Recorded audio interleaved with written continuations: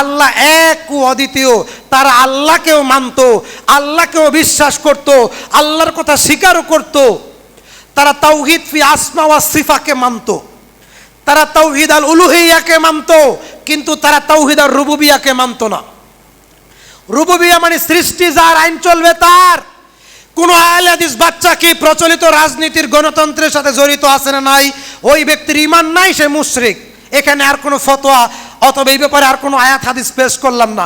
একটা কথা, যে ব্যক্তি গণতন্ত্র মেনে জীবনযাপন করে, হজ করলে, নামাজ পড়লে, উমরা করলে এবং জিহাদ করলেও, কাবা ঘরের খাদেম হলেও সে ব্যক্তি মুশরিক। সেটা হোক ডক্টর মুসলিউদ্দিন, হোক কাবাগর ইমাম আব্দুর রহমান সুদাইস, হোক ডক্টর গালিব, হোক পৃথিবীর যত বড় ইমাম। গণতন্ত্র কোরআনের বিরুদ্ধে, হাদিসের বিরুদ্ধে, ইসলামের বিরুদ্ধে। বাংলাদেশ সংবিধানে 30টা কোরআন বিরোধী আইন আছে। কোন মুসলিম যদি বলে আমি আলিফ মানি না, কিন্তু নামাজ রোজা ঈমান ঠিক আছে, সে কি মুসলিম না কাফের? কথা বুঝে উত্তর দিবেন। আমি বলবো না ঠিক না বেঠিক, এটা আমি বলবো না।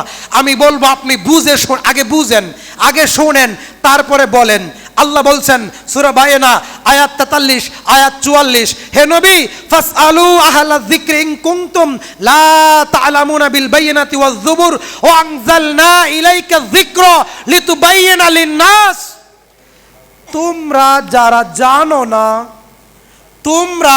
জানো না, তারা যারা জানে তাদের কাছে জিজ্ঞেস করো, যারা জানে তারা তাদের কাছে পেশ করবে বিল বায়িনাতি ওয়াজ যুবুর, সুস্পষ্ট দলিল প্রমাণ সহ। সুবহানাল্লাহ।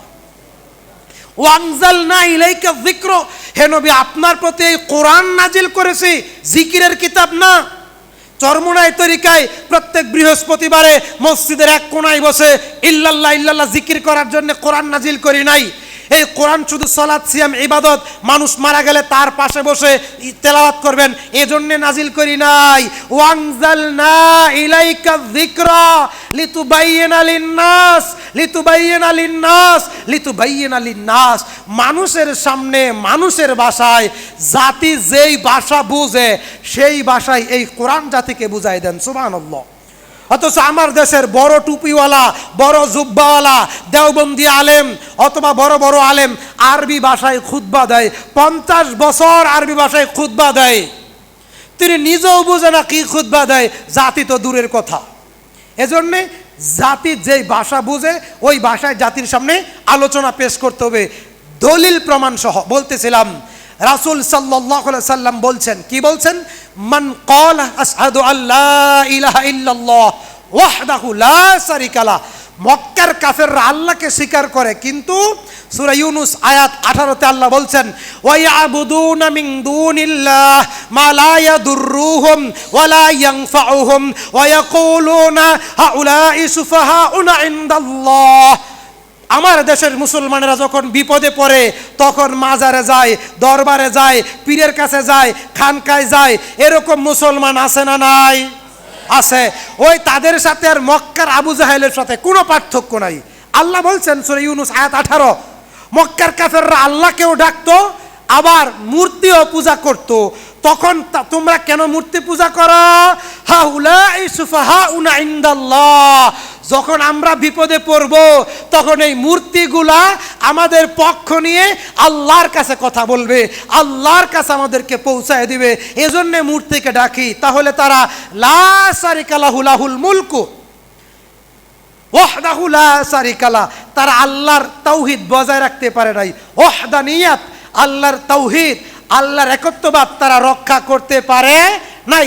তাহলে এক শ্রেণীর লোক যারা মুসলিম পীরের পূজা করে, মাজারের পূজা করে, নেতার পূজা করে, খানকা পূজা করে, দরবারের পূজা করে, তাবিজ দেয়, শিরিক করে, এই লোকগুলি মুসলিমের মিল্লাত থেকে বাদ, মুসলিমের মিল্লাত থেকে বাদ।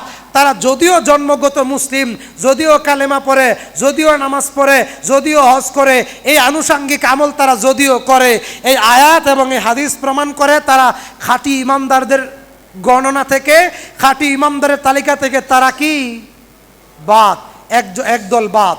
সম্মানিত হাজিরিন, রাসূল সাল্লাল্লাহু আলাইহি ওয়াসাল্লাম বলছেন ওয়াহদাহু লা শারীকা লাহ ওয়া আন্নী রাসূলুল্লাহ, এবং রাসূলের আদর্শের উপরে স্থির থাকবে। আহলে হাদিসের ভাইরা কার আদর্শে বিশ্বাসী? কথা বলেন। আহলে হাদিস ভাইরা কার আদর্শে বিশ্বাসী? আল্লাহর আদর্শে বিশ্বাসী। শুধু বুকে হাত বাঁধলে, রফুল ইয়াদাইন করলে, সূরা ফাতিহা পড়লে, পায়ের গিটের সাথে গিট মিলাইলে আহলে হাদিস হওয়া যায় না। এই সুন্নতগুলো মানলেন তবে আপনি নামাজে আহলে হাদিস। আহলে হাদিস বুঝেন কি? আবার একদল ফিতনা, আরেকটা ফিতনা এই এলাকায়ও আছে, কম আর বেশি, যে আহলে হাদিস পরিচয় দেওয়া যাবে না, হানাফি পরিচয় দেওয়া যাবে না, পরিচয় হবে মুসলিম। এটা একটা নব্য ফিতনা। এটা দেওবন্দি গণনার কিছু অতিরিক্ত সুফি এবং দেওবন্দি গণনার কিছু আলেম ভাই, তারা নিজেকে সালাফি আকিদা, সহিহ আকিদা দাবি করে, তারা নিজেদেরকে মুসলিম পরিচয় দেয়। তারা খুব সূক্ষ্মভাবে আপনাদেরকে আহলে হাদিসের পথ থেকে, সলফে সালেহিনদের পথ থেকে, মানহাজে নবী মুহাম্মদ সাল্লাল্লাহু আলাইহি ওয়াসাল্লামের পক্ষ থেকে, মানহাজুস সাহাবার তরিকা থেকে আপনাকে পথভ্রষ্ট করে অন্য তরিকায় নিতে চায়। এজন্য আপনাকে এই ব্যাপারে জ্ঞান থাকতে হবে। কাজে আমরা নব্য ফিতনা সম্পর্কে আপনাদেরকে অবগত করে গেলাম। যারা বলবে আহলে হাদিসের কথা কোরআন হাদিসে নাই, নিজেকে কোরআনে আছে আনা মিনাল মুসলিমিন, মুসলিম পরিচয় দাও, এটা আরেকটা ফিতনা। এটা থেকে আপনাকে সাবধান থাকতে হবে। বলতেছিলাম ও আন্নি রাসূলুল্লাহ, যে ব্যক্তি রাসূলের আদর্শের কথা স্বীকার করবে, বিশ্বাস করবে, তার উপরে দৃঢ় থাকবে, ফায়ুহজাবানিল জান্নাহ, সে যখন কিয়ামতের দিন আল্লাহর সামনে দাঁড়িয়ে যাবে, সে যখন কিয়ামতের দিন আল্লাহর সাথে সাক্ষাৎ করবে, আল্লাহ তাকে জান্নাত থেকে বঞ্চিত করবেন না। সুবহানাল্লাহ।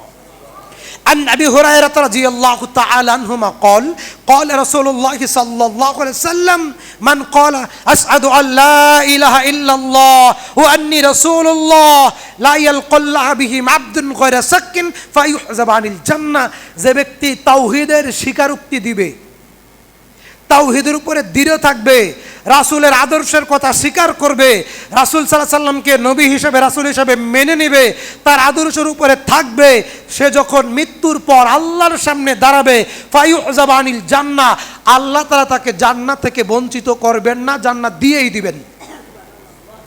আলোচনার বিষয় শিরিক বিহীন ঈমানের মর্যাদা। রাসূল সাল্লাল্লাহু আলাইহি সাল্লাম 323 নম্বর হাদিস সহিহ মুসলিম, রাসূল সাল্লাল্লাহু আলাইহি সাল্লাম এবং ইবনে ওমর ঘরের ভিতরে বসে ঈমানের আলোচনা করতেছিলেন। কিসের আলোচনা? ঈমানের। বান্দার সাথে আল্লাহর সম্পর্ক হয় আমলের ভিত্তিতে না ঈমানের ভিত্তিতে? বান্দার সাথে আল্লাহর সম্পর্ক দৃঢ় হয়, মজবুত হয় ঈমানের ভিত্তিতে না আমলের ভিত্তিতে? আমলের, ঈমানের। কিসের ভিত্তিতে? ঈমানের। ঈমান বাড়ে এবং কমে। যার নেকামল যত বেশি, তার ঈমানের চেতনা, ঈমানের পাওয়ার তত বেশি। ঈমান বৃদ্ধি পায় নেকামল করলে, নেকামল ছেড়ে দিয়ে গুনার কাজে জড়িয়ে পড়লে ঈমান কমে যায়। যাদাতুম ঈমানা, ঈমান বৃদ্ধি পায়।